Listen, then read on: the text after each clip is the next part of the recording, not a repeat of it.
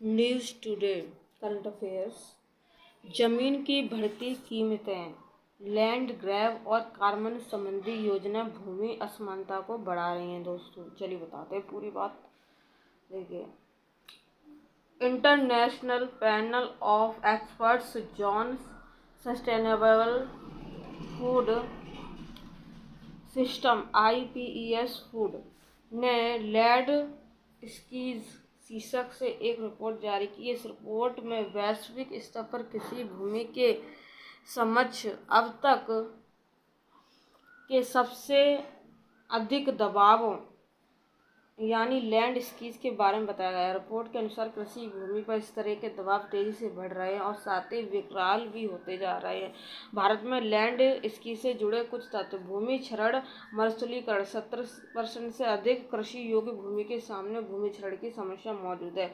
कुछ के पास अत्यधिक भूमि स्वामित्व 10% भू स्वामियों के पास 45% कृषि भूमि है।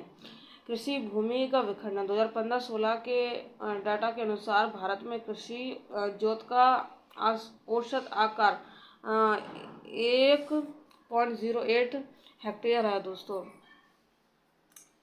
भारत में भूमि असमानता को दूर करने के लिए किए गए उपाय। भूमि सुधार, इसमें बिचौलियों को हटाना, काश्तकारी संबंधी सुधार, भूमि जोत के आकार सीमा तय चकबंदी आदि शामिल है। दोस्तों, संयुक्त वन प्रबंधन कार्यक्रम, इस वन संसाधनों तक पहुंच में सुधार करने और भूमि क्षरण में कमी लाने के लिए शुरू किया गया था। केरल और तेलंगाना सहित कुछ भारतीय राज्यों में ग्रुप फार्मिंग के चलते कृषि भूमि तक महिलाओं की पहुंच बढ़ी।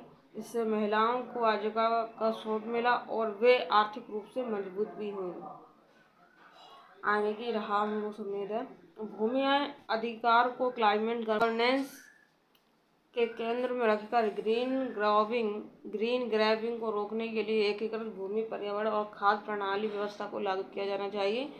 कृषि भूमि में प्रवेश पर सीमा लागू की जानी चाहिए। किसानों को भूमि बेचने से मना करने का अधिकार दिया जाना चाहिए आदि। किसानों की आजीविका सुरक्षित रखने के लिए सार्वजनिक पेंशन एवं बीमा प्रणाली की व्यवस्था की जानी चाहिए और नए भूमि हस्तांतरण को भी सुगम बनाना चाहिए।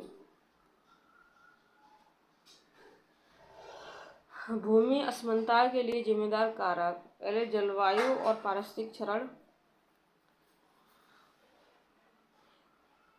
लैंड ग्रैबिंग 2.0, अवनिगमन, वित्तीयकरण और संसाधन निष्कर्ष, ग्रीन ग्रैबिंग, व्यापक संरक्षण, इफेक्ट्स एंड क्लीन फ्यूल का विस्तार है लिखा है। दोस्तों, ये जो विजन वाले होते हैं बहुत ही कम इनके अक्षर दिखाई देते हैं, लेकिन फिर भी पढ़ रहा है। विस्तार और अतिक्रमण, खनन, शहरीकरण और इस तरीके से लिखा है यहाँ पर। भूमि क्षरण, हानि, भूमि विखंडन, छोटे होते भूखंड, इस तरीके से भूमि के स्वामित्व का इस तरह से लिखा संकेंद्रण।